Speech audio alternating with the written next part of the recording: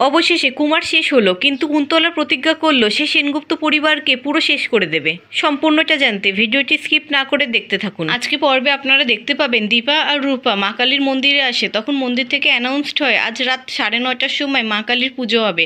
যারা যারা পুজো দিতে ইচ্ছুক তারা সবাই এসে পুজো দিয়ে যান। তখন দীপা আর রূপা মা কালীকে প্রণাম করে, আর দীপা বলে, মা তুমি জগতে সব বাচ্চাদেরকে আর তার মাদেরকে ভালো রেখো, তার মাদেরকে সাহস দিও যাতে সবাই অন্যায়ের বিরুদ্ধে এইভাবে প্রতিবাদ করতে পারে। দীপা আর রূপা মন্দির থেকে বেরিয়ে একটি হোটেলে যায়। সেখানে গিয়ে বলে এখানে সনৎ দাস নামে কেউ আছে। তখন হোটেলের ম্যানেজারটি বলে আমি তো সেই ইনফরমেশন আপনাকে দিতে পারবো না। তখন দীপা বলে আমি সবকিছু বুঝতে পারছি, কিন্তু ওই সনৎ দাস নামে একজন ছদ্মবেশ নিয়ে এখানে আছে, তার নাম সনৎ দাসও না। ওনাকে ধরতে না পারলে আমাদের খুব বড় ক্ষতি হয়ে যাবে। হোটেলের ম্যানেজারটি বলে আপনি কি পুলিশের লোক নাকি? তখন দীপা বলে না, আমি পুলিশের লোক না। তখন হোটেলের ম্যানেজারটি বলে সরি, আপনাকে আমি কোনো রকম হেল্প করতে পারবো না। তখন দীপা বলে ঠিক আছে, আপনাকে হেল্প করতে হবে না, আর আপনি আমাকে আটকাতেও পারবেন না। এই বলে দীপা হোটেলের ভিতরে ঢুকে যায়। তারপর একটি রুমের সামনে এসে রূপাকে বলে রূপা এই রুমের কথাই তো রুডি আমাদেরকে বলেছিল। তারপর দীপা দরজাটা ধাক্কা দিতে থাকে। ভিতর থেকে কুমার তখন বলে কে কে এসেছে এখন? তারপর কুমার নিজে নিজে বলে যাই গিয়ে দেখি একবার কে এসেছে, কিন্তু সাবধানের মান নেই। এই বলে কুমার নিজের গায়ে একটা চাদর জড়িয়ে গিয়ে দরজা খোলে। তারপর কুমার দরজা খুলে দেখে দরজার বাইরে দীপা আর রূপা দাঁড়িয়ে আছে। দীপাকে দেখে কুমার ভয় পেয়ে যায়। এখন দীপা বলে কুমার তুই এবার আমাদের হাত থেকে বাঁচতে পারবি না। এই বলে দীপা জোর করে দরজা ঠেলে ঘরের ভিতরে ঢুকে যায়। কুমার দীপা আর রূপাকে আটকানোর অনেক চেষ্টা করে, ফুলদানি ছুঁড়ে দীপা আর রূপাকে মারতে যায়। তারপর কুমার সুযোগ বুঝে জানলা থেকে নিচে ঝাঁপ দিয়ে সেখান থেকে পালিয়ে যায়। তখন দীপা আর রূপা বলে ওকে এইভাবে পালিয়ে বাঁচতে দিলে হবে না, চল আমাদেরকে তাড়াতাড়ি নিচে যেতে হবে, ওকে ধরতেই হবে। অন্যদিকে কুমার মা কালীর মন্দিরের কাছে এসে বলে আমার পায়ে তো খুব চোটও লেগেছে, এখন আমি পালাতেও পারবো না। এই মন্দিরের ভিড়ের মধ্যে আমাকে কোথাও একটা লুকিয়ে পড়তে হবে যাতে দীপা আমাকে ধরতে না পারে। তারপর কুমার একটি দোকানে আড়ালে গিয়ে লুকিয়ে পড়ে। তখনই সেখানে দীপা আর রূপা আসে। তখন দীপা মা কালীকে বলে মা তুমি দুষ্টে দমন করো, ওই পাপীকে বিনাশ করো মা, তুমি ছাড়া আমাদের আর কোনো উপায় নেই। এই ভিড়ের মধ্যে কুমারকে খুঁজে পাওয়া তো অসম্ভব, কপালে জোর না থাকলে কুমারকে আমরা খুঁজে পাবো না। তারপর দীপা আর রূপা কুমারকে অনেক খোঁজে কিন্তু খুঁজে পায় না। তখন রূপা বলে মা আমি পুলিশকেও ডেকেছি, কিন্তু এই পুজোর ভিড়ের মধ্যে পুলিশ এখানে আসতেও পারছে না। দীপা বলে কুমার কোথায় পালাবে? কুমার এখানেই আছে, ও কোথাও পালাতে পারবে না, এই ভিড়ের মধ্যে লুকিয়ে আছে। অন্যদিকে ডাক্তার সোনাকে বলে বিপদ কেটে গেছে, এবার উনি সুস্থ হয়ে যাবে। তখন সোনা বলে ঠিক আছে আমি বাইরে গিয়ে সবাইকে খবর দিই। তখন ডাক্তার বলে আপনি একটু ওনার কাছে থাকুন, আমি সবাইকে খবর দিয়ে দিচ্ছি।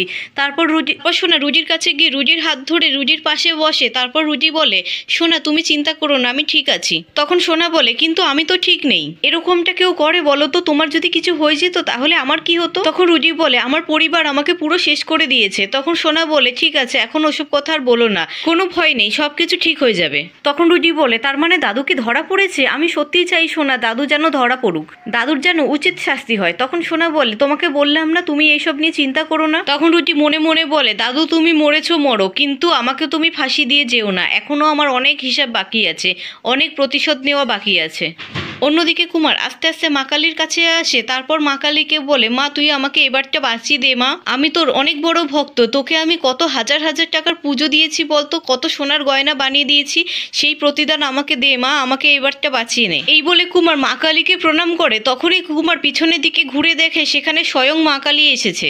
স্বয়ং মা কালী হাতে খাড়া নিয়ে কুমারের দিকে এগিয়ে আসছে, তারপর কুমারকে মারতে যাচ্ছে। তখন কুমার হাত জোর করে মা কালীকে বলে মা এবারটা আমাকে ক্ষমা করে দে, তোকে কত হাজার হাজার টাকার পুজো দিয়েছি, তোকে কত গয়না বানিয়ে দিয়েছি, এবারটা আমাকে বাঁচিয়ে নে মা। তখন মা কালী বলে মা মাই হয়, মা সবসময় আসে পাপীদের বিনাশ করতে, মা ভক্তদের মনের কথা শোনে, ভক্তদের ডাকে সাড়া দেয়। মায়ের পুজো মায়ের প্রসাদ এগুলো টাকা দিয়ে কেনা যায় না, এগুলো হাজার হাজার টাকা খরচ করে হাজার হাজার গয়না দিয়েও করা যায় না। তুই নিজ পাপী, তুই মাকে টাকার লোভ দেখাস, গয়নার লোভ দেখাস, তাই মা আজকে স্বয়ং এসেছে তোর কাছে, তোর পাপে শাস্তি দেবে বলে, তোর মৃত্যু ঘটাবে বলে, আজকেই তোর শেষ দিন। এই বলে মা কালী খাড়া তুলে কুমারকে মারতে যায়। তখন কুমার সেখান থেকে ছুটে পালিয়ে যায়।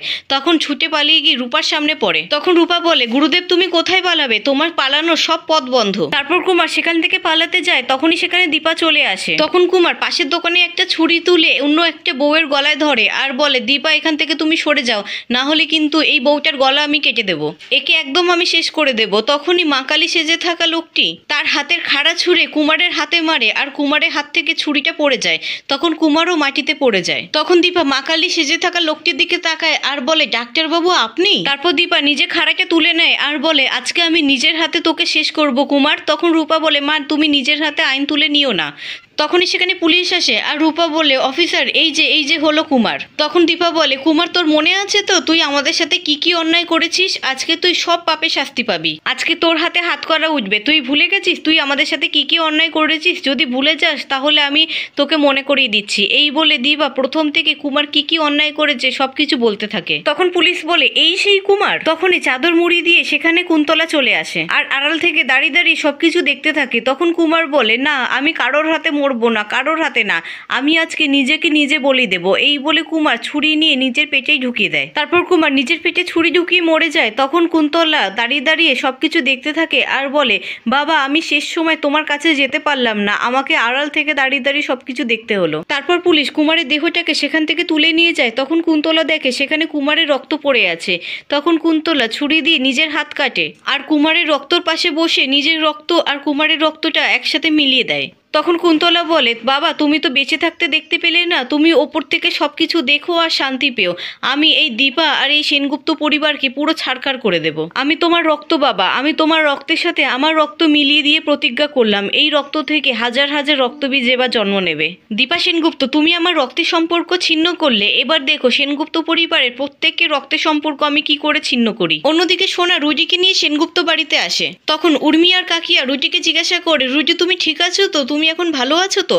তখন রুজি সোনাকে বলে, সোনা তুমি আমাকে এই বাড়িতে কেন নিয়ে এলে বলো তো? আমি যেখানেই যাই সেখানেই প্রবলেম। আমার পরিবারটা আমার লাইফটাকে একেবারে শেষ করে দিয়েছে। তখন সোনা বলে, রুজি তুমি এরকম করে কেন বলছো? আমি তো আছি তোমার পাশে, এবার দেখো আমরা আবার নতুন করে সবটা শুরু করব। তখন রুজি বলে, সোনা আমি তোমার সাথে এত কিছু করেছি তারপরেও তুমি এই কথা বলছো? তখনই সেখানে সূর্য আসে আর কাকিয়া বলে, দেখো না সূর্য এই ছেলেটা কিরকম কথা বলে যাচ্ছে। তখন উর্মি বলে, রুজি তুমি দাঁড়াও, আমি তোমার জন্য চিকেন স্টু বানিয়ে নিয়ে আসছি। তখন রুজি বলে, আমার মতন ছেলের জন্য আপনারা এত ব্যস্ত কেন হচ্ছেন? তখন প্রবীর বলে, রুজি তুমি যেমনই হও না কেন তুমি এই বাড়ির জামাই, এই সত্যিটা তো আর আমরা ভুলে যেতে পারি না, তাই বড়রা যা বলছে তাই করো, তুমি খেয়ে নাও। তখন সূর্য মনে মনে বলে, হসপিটালের রিপোর্টে যেটা এসছে রুজির স্টমাকে অনেক কম পয়জন পাওয়া গেছে, কিন্তু রুজির যা বাড়াবাড়ি হয়েছিল তাতে তো এরকমটা হওয়ার কথা নয়। আমি কি রুজিকে জিজ্ঞাসা করব? না না, এখন ওকে জিজ্ঞাসা করলে সোনার ওপর প্রেশার পড়বে, ও আমাকে আবার অবিশ্বাস করবে। তারপর সূর্য রুজিকে বলে, রুজি আমি তোমাকে একটাই কথা বলবো, তুমি নিজেও বাঁচো আর আমার মেয়েটাকেও বাঁচাও। তখন কাকিয়া বলে, আহারে এই ছেলেটা এতটাই বুঝেছে যে নিজেকে শেষ করে দিতে চেয়েছিল, এর থেকে বড় আর কি হতে পারে। তখন সোনা বলে, আচ্ছা বাবা মা কোথায়? তখনই সেখানে রূপা আর দীপা আসে। তখন উর্মি বলে, দিদি তুই এতক্ষণ কোথায় ছিলিস? তখন দীপা বলে, কুমার শেষ হয়ে গেছে, কুমার নিজেকে নিজেই শেষ করে দিয়েছে। তখন রুজি কাঁদতে থাকে আর বলে, দাদু আই এম সরি, দাদু আই এম সরি, তোমার জন্য সারাটা জীবন আমি আর আমার মা অনেক কষ্ট করেছি, কিন্তু আমি এখন সোনার ভালোবাসার কাছে আমি হেরে গেছি, তাই আমি সব সত্যিটা বলে দিয়েছি। মামুনি আপনি আমাকে শেষ করে দিন, আমি সোনার যোগ্য নই মামুনি, আমি সোনার যোগ্য নই, আপনি আমাকে শেষ করে দিন। তখন সোনা বলে, মা রুজি যে জায়গাটা বলেছিল সেখানেই কি ও দাদুকে পাওয়া গেছে? তখন দীপা বলে, হ্যাঁ সেখানেই কুমারকে পাওয়া গেছে। তখন উর্মি বলে, তাহলে তো রুজির কোনো দোষই নেই, রুজিকে তো আমরা মেনেই নিতে পারি। দীপা মনে মনে বলে, এই সিচুয়েশনে রুজিকে মেনে নেওয়া ছাড়া আমার কাছে আর কোনো উপায় নেই। তখনই সেখানে কৃষ্ণ আসে আর বলে, বাবা মা, বাবা আর কুন্তলাকে কোথাও খুঁজে পাওয়া যাচ্ছে না, কোথাও না। তখন রুজি কাঁদতে থাকে আর বলে, তাহলে কি আমার পুরো পরিবার শেষ, আমি একা হয়ে গেলাম? এই বলে রুজি কাঁদতে থাকে। তখন সোনা বলে, রুজি তুমি এইভাবে কেঁদো না, দেখো আমার পুরো পরিবার আছে, আজ থেকে আমার পরিবারই তোমার পরিবার, আমার পরিবারে সবাই আছে, দেখো তোমাকে আগলে রাখবে, তোমাকে যত্নে রাখবে। রুজি মনে মনে বলে, আজ থেকে নতুন যুদ্ধ শুরু হলো, তোমরা আমাকে আবার বিশ্বাস করে ভুল করলে দীপা সেনগুপ্ত, এবার দেখো সেনগুপ্ত পরিবারকে আমি পুরো ছাড়খাড় করে দিই, পুরো শেষ করে দেবো সেনগুপ্ত পরিবারকে।